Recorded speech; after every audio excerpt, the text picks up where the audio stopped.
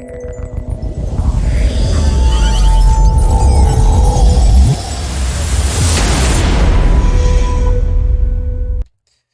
YouTube, welcome back to a Swords of Legend Online review. In this review, I'm going to be talking about the first beta that just got finished and my thoughts around it.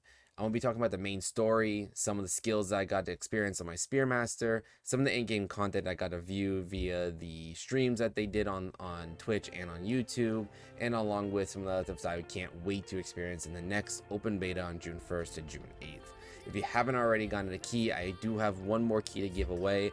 I'll be posting a Gleam giveaway for that one key, and hopefully more in the future if you haven't had a chance to participate in a beta just yet. And you can also buy the game on the website and through Steam if you're looking at just wanting to get into the game right away. With that being said, let's try to jump into my thoughts on Swords of Legends Online. The first up is the main story. The main story itself was immersive. It gave you a great feeling of the game. It really added you into it. It made you feel like you were making a difference. It kept you on your toes. It kept you moving forward. And if you're reading everything that they were kind of talking about, it really gave you a connection with each and every character that they were trying to introduce you to, and also introduce you to some of the basic things of the game. I felt like that was a perfect setup for the gameplay, and I really enjoyed all of that. The wall came when I wasn't high enough to continue the main quest, where I got to a spot where I was literally stuck because I needed a whole level and a half before I could continue the main story. Well, that adds, it hinders you when you're trying to do a main story and keep yourself immersed in an RPG world alongside with an MMO. It kind of ruined the immersion, and I really feel like this main story really should give us enough XP to continue the main story and get to max level and get to endgame content, while the side missions, everything can be left for achievements and other things that you can do after the fact. Next up on my list is skills. One of the things I loved about Swords of Legends Online or solo is the skill combos. A lot of the skill combos in most games, you can kind of phase roll, kind of just follow up from a CC to damage dealing.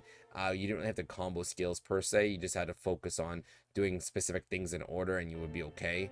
I think for me, solo was a little bit different. You have to build up stacks of a certain item, a certain skill, a certain buff for the Spearmaster especially. And then once you got enough, you could do it with max DPS if you're using bleed build or whatever build you're trying to build. There's so many options. I feel like I'm not at endgame. There's still stuff I don't have. But there's so much extra stuff for building your character the way you want that the character depth really draws me into the Swords of Legend Online game.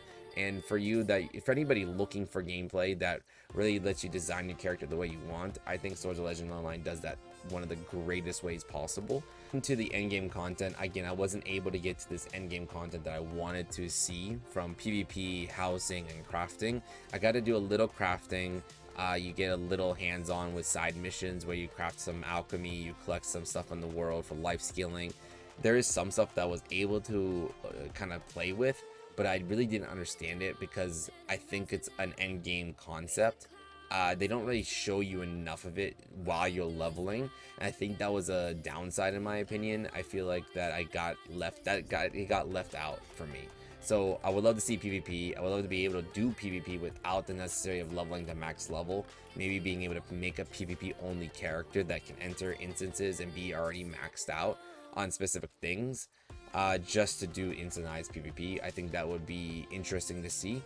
I'm not sure how they would implement it in this type of game, but it would be nice to be able just to focus on PvP if I wanted to, without having to re-level a character.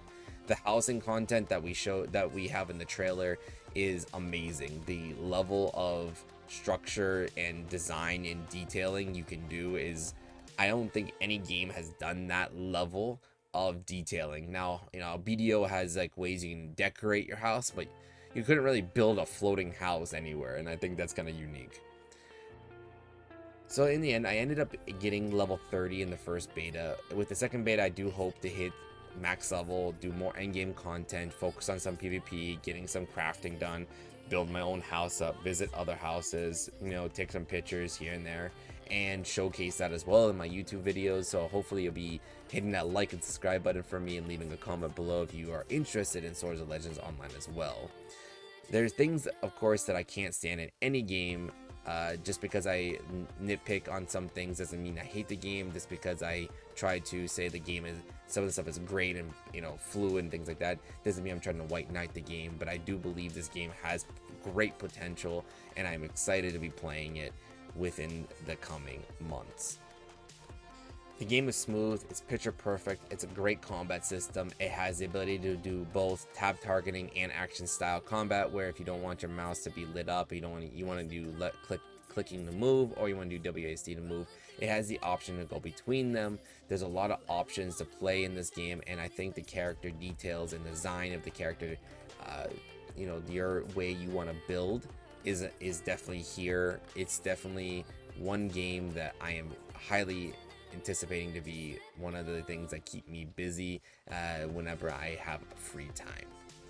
With that being said, I can't wait to play on release. I hope you're just excited as I am for the release. So make sure you leave a comment below if you have anything that you want to add to the Swords of Legends Online and how you felt in the first beta. So thank you for watching, and like always, take it easy.